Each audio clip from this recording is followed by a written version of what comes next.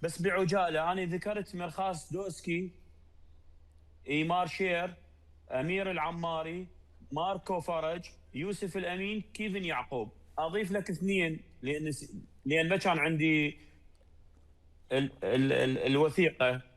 الان وصلت الوثيقه. فرانس بطرس وحسين علي، يكون المجموع 7. 7 لاعبين.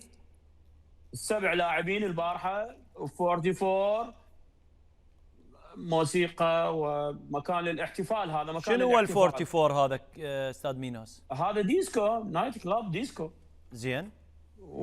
بس انا دا ادور على الشخص الكندي اللي حجز لهم.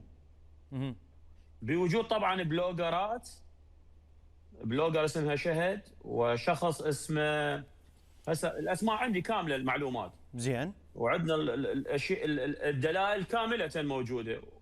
يعني شنو الدلائل عندك ويقدر كامله؟ انت كنت موجود يعني سهران وياهم بالنايت كلاب؟ لا انا اسهر عادي، ما عندي مشكله. زين. يعني اوكي، هاي امور شخصيه. هم يسهرون يطلعون، هاي حياتهم.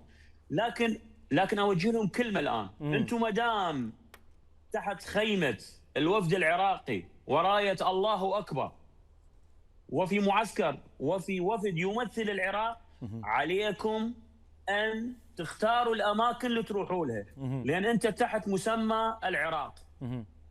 من كان حكيم شاكر، من كان راضي شنيشل، رافقتهم بالمعسكرات وبالاحداث اللي يروحوا لها بالبطولات.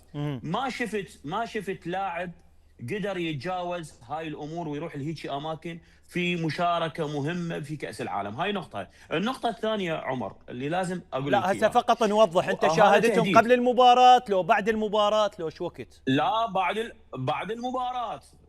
العراقيين يمشون بالشارع، ايه الكسره بينه.